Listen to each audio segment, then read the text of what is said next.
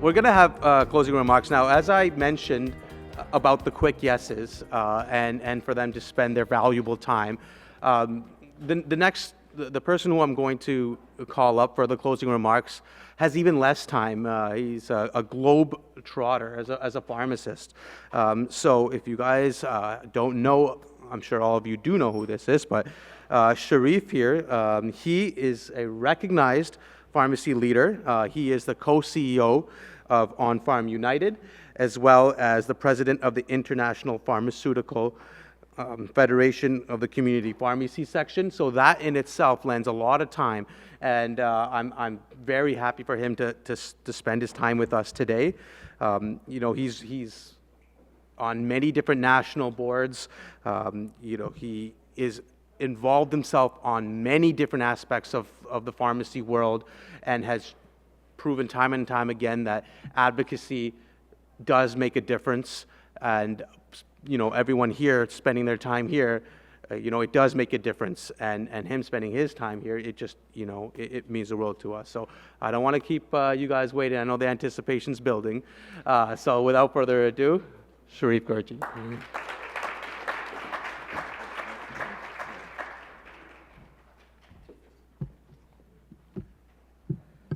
Thank you so much, Nishan, for this very kind introduction. Hello, everyone. I'm truly very honored to be with you here today to give the closing remarks to what has been an incredible day of education, networking, and learning from amazing colleagues. And like Nishan said, it was a very quick, absolutely yes for me when he asked me to join you today. To put a conference like this together, there is a lot of work and a lot of planning that go behind the scenes. So before I start, I just want to give a shout out to Nishan Devani, Sean Simpson, and Donnie Edwards, and the whole team at the Pharmacists Association of the Niagara Peninsula. You've done quite a great job, so congratulations.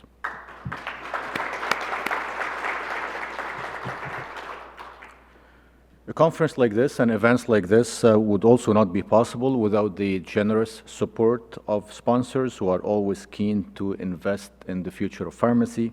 So I would like to thank the conference diamond sponsor, Aspen Pharma, for their exceptional commitment to pharmacy education, and also would like to thank the platinum sponsors, Medexus Pharma, Amgen, and Pfizer, for their significant contributions.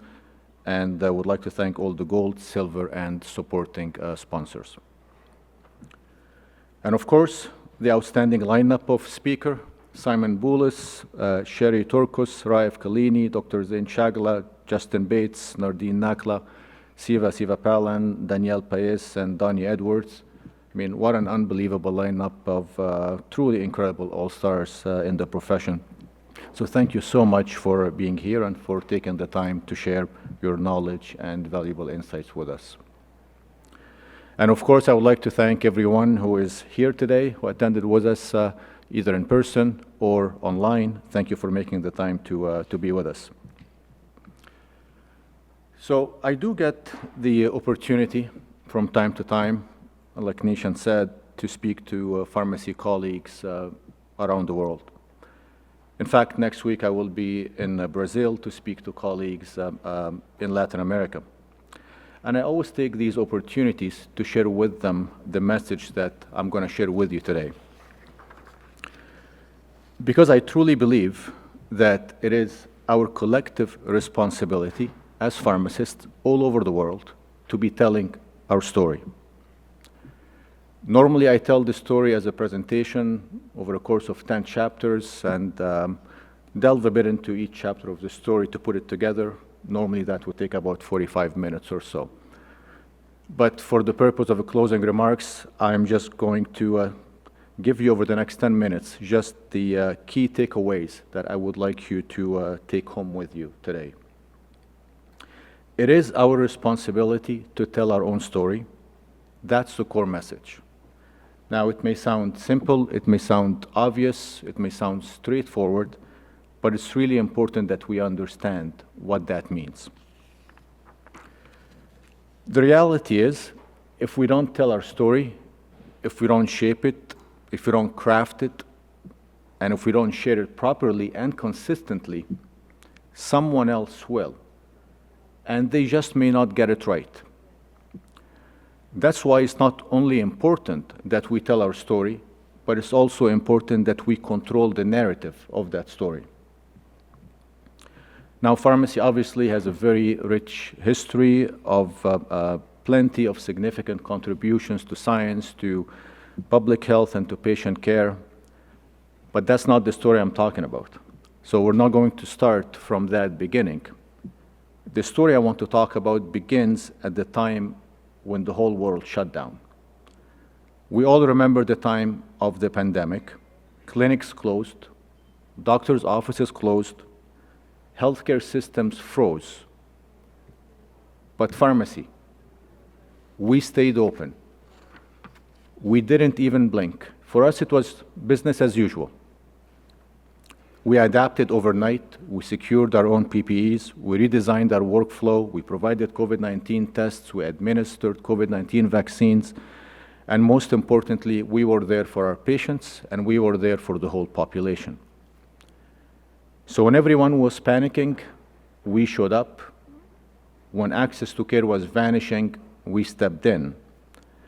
And that's a story we must never stop talking about. We must never let governments and stakeholders forget that.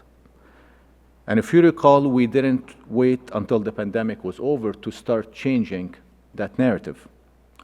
We start to craft that new narrative right away. The pandemic started at the beginning of March 2020.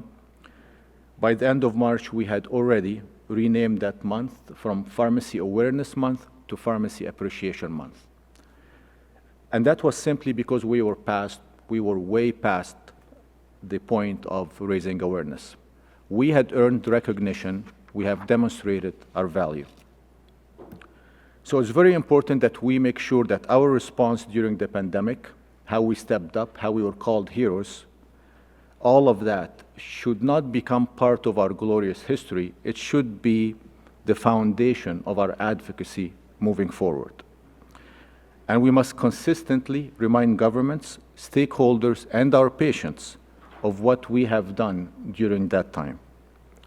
Because I submit to you that if we don't do that, they will forget. If we don't keep reminding them, they will forget. And what will happen when they forget? They will start to talk to us again about funding cuts.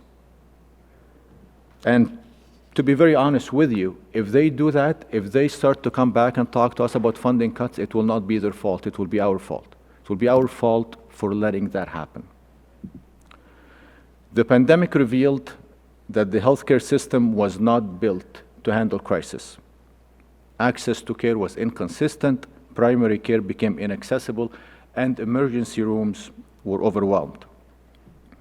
And in that moment of pressure, when the healthcare system was stretched beyond its capacity, governments looked for help. And we were there. We showed up. We filled the gaps. And we demonstrated our value. We are accessible, trusted, skilled healthcare professionals. We are accessible because over 90% of the population lives within 5 kilometers from a pharmacy. We are trusted because we are constantly ranked among the most trusted professionals. And we are skilled because we are trained to dispense, review, administer, and prescribe medicines. So this combination of access, trust, and skills is our value proposition, and it must be at the center of our story, because that's a part of the story that made policymakers look at us as an integral part of the solution to maintain the sustainability and expand the capacity of the healthcare system. And once they saw what we can do, they started to ask, well, what else can pharmacy do? So their perception of us started to shift. They started to no longer see us as just another access point within the healthcare system, but they started to see us as a hub and a gateway to the whole system. We are typically the first point of contact for patients. We assess their needs, we provide care when it is within our scope, and we refer to doctors or hospitals when it's not within our scope. And in this part of the story, it's very important that we clarify to our stakeholders and to government that we have no intention, we have no interest to replace anybody. We don't want to replace doctors. We don't want to replace nurses. It's not a turf war. It never has been. It never will be. Our position is there will never be an empty seat at a doctor's office. There will never be an empty bed in a hospital. But to maintain the capacity and sustainability of the healthcare system, we must make sure that we have the right patient in that seat or in that bed. And typically, those would be patients with more complex cases. But for patients with minor ailments, for example, we can help to keep them out of the emergency room, and we can help to keep them out of doctor's office. And we do have the statistics to support our case. So for example, 37% of Canadians, so at almost 40% of the population, did not go to see their doctor when they were sick simply because they could not get an appointment on time. Yet Canadians see their pharmacists up to 10 or 12 times more than they see their doctor. That's why it's really just common sense for governments to keep looking to pharmacy to play an even bigger role when it comes to increasing access. And we saw that this is already happening. In Ontario, we began prescribing for 13 minor ailments, and then right away, within 6 months, we were given more scope to assess and prescribe for even more. The interesting thing here is we have been advocating as a profession for this, and Sean is here, for at least 10, 15 years before the pandemic. But it happened, and it happened at a very fast pace after the pandemic. And it happened because we showed the government and the public what happens when pharmacy professionals can practice to their full scope and their full potential. Now, all of that is very nice, but there is a very important caveat. As we expand the scope and extend our services, we must make sure that this is financially sustainable. Because in the last chapter of the story, we must always share with policymakers that, of course, pharmacy is a healthcare profession, but community pharmacy, at the end of the day, is a retail business. If we get expanded scope without proper reimbursement, that's not progress, that's just pressure, and it's not sustainable on the long run. And in addition to asking for proper reimbursement, we also have to not shy away from mentioning the word profit and from talking about profit in our negotiations with government. Every business needs to be profitable, to keep the lights on, to hire staff, to provide services, and pharmacy is no different. And in my opinion, that is a very important part of the story, and that's a part of the story that we should always end the story with. We must always ask for fair and equitable reimbursement for the services that we provide. And that's why it's also important that we craft the narrative of our story based on which stakeholder we are talking to. We have to speak to them in their own language, and we have to address the priorities that matter to them. So when we speak to the Ministry of Health, we speak about access to care and our ability to expand the capacity of the healthcare system. When we speak to the Ministry of Finance, we speak of how our expanded scope is providing savings to government. And when we speak to the Ministry of Labor, we speak of how we are creating jobs and employment opportunities. And when we speak to the Ministry of Small Business, we speak of how over 75% of pharmacies in Ontario are small independent business pharmacies, and how we are contributing to the local economy, and so on. So in essence, that is our story. It starts immediately with the pandemic response, to filling the gaps in the healthcare system, to defining our value, to our scope expansion, to proving our impact, and to making the case for sustainable business economics. And I submit to you that no one is better equipped to tell our story better than we are, because no one knows our value better than we do, and no one can speak to our value better than we can. So I ask you, when you leave today, please take this message with you, share it, repeat it. We have to keep telling our story from the start of the pandemic, again and again and again, until everyone hears it, until everyone gets it, That's our story, and that's my message to you. Thank you.